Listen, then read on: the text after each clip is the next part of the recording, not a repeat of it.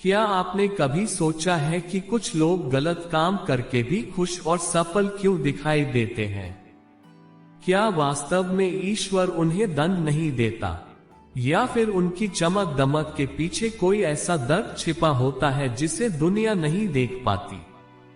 आज की यह कहानी एक ऐसे व्यक्ति की है जिसने अपने स्वार्थ और लालच में गलत रास्ता चुना। कुछ समय तक उसे लगा कि वह जीत गया है, लेकिन प्रकृति और ईश्वर के नियमों से कोई भी नहीं बच सकता।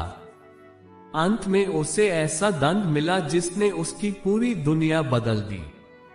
नमस्कार दोस्तों, आपका स्वागत है।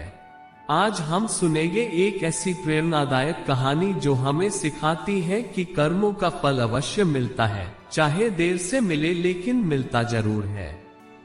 लालच की शुरुआत। एक गांव में रघुवीर नाम का एक व्यक्ति रहता था।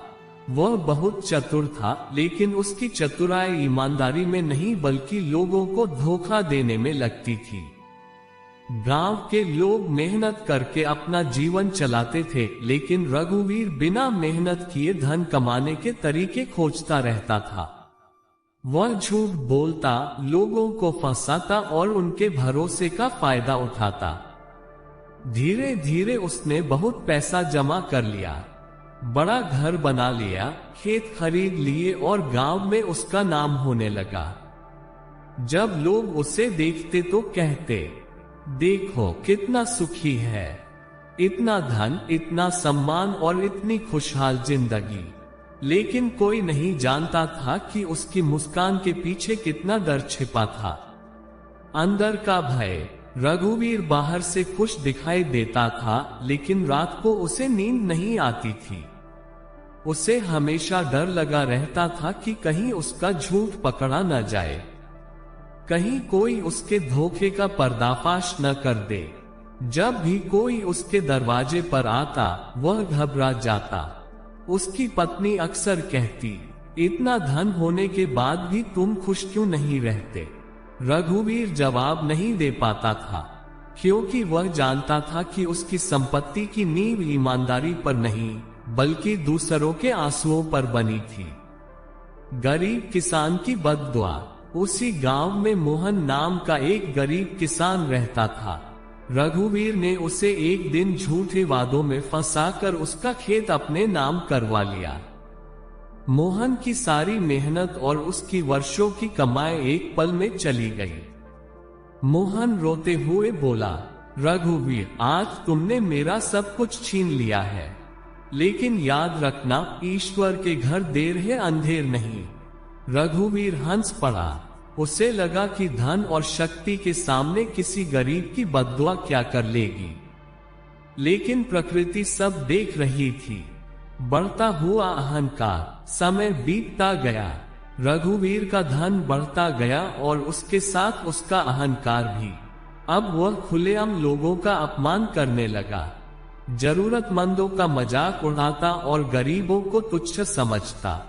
उससे लगता था कि दुनिया में उससे अधिक शक्तिशाली कोई नहीं। उसकी सफलता देखकर कुछ लोग उसके जैसे बनने का सपना देखने लगे, लेकिन वे यह नहीं जानते थे कि हर चमकती चीज सोना नहीं होती। कर्मों का हिसाब शुरू। एक दिन अचानक उसके बड़े बेटे की तबीयत खराब हो गई। गांव के वैद्य आए, शहर के डॉक्टर आए, लेकिन बीमारी समझ में नहीं आई। रघुवीर ने लाखों रुपए खर्च कर दिए, फिर भी उसका बेटा ठीक नहीं हुआ। पहली बार उसे महसूस हुआ कि पैसा हर समस्या का समाधान नहीं होता।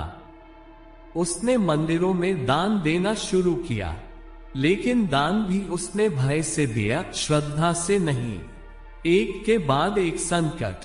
कुछ ही महीनों बाद उसके खेतों में आग लग गई। वर्षों की कमाई राख बन गई। फिर व्यापार में घाटा हुआ। जिन लोगों को उसने कभी धोखा दिया था, वे अब उससे दूर हो चुके थे। कोई उसकी सहायता के लिए आगे नहीं आया। उसे समझ आने लगा कि उसने जीवन भर धन कमाया, लेकिन रिश्ते नहीं कमाए। संत का आगमन। एक दिन गांव में एक संत आए।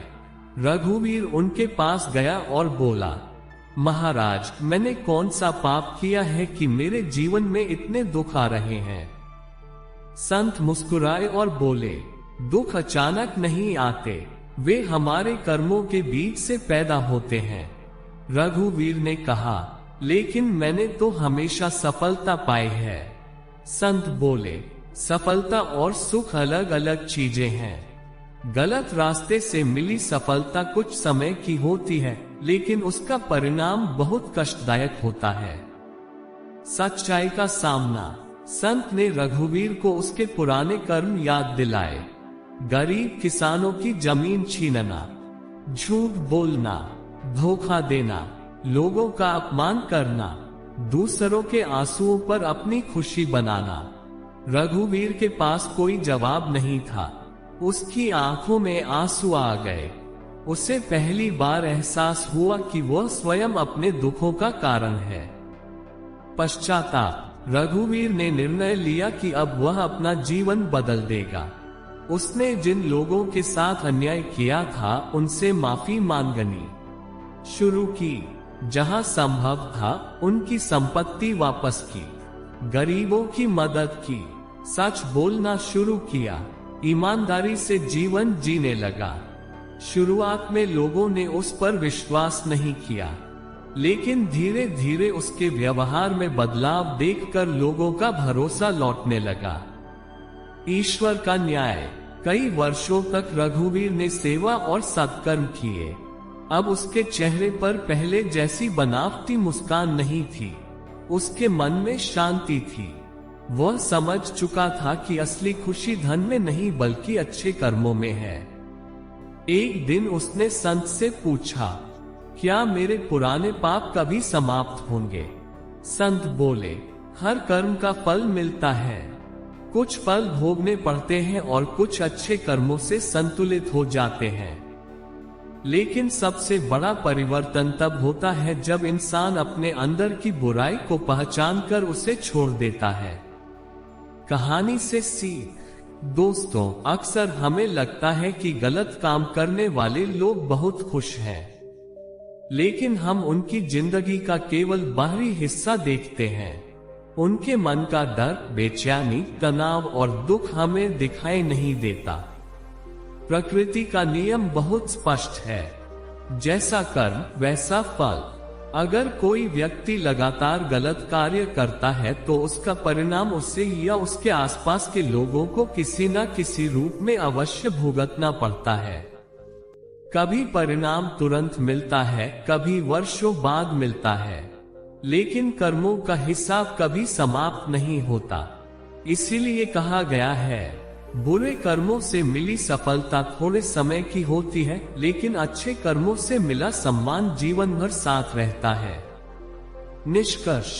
जीवन में चाहे कितनी भी कठिनाइयां क्यों न आए, कभी गलत रास्ता नहीं चुनना चाहिए। हो सकता है कि गलत रास्ता कुछ समय के लिए आसान और लाभदायक लगे, लेकिन उसका अंत हमेशा दुखद होता है।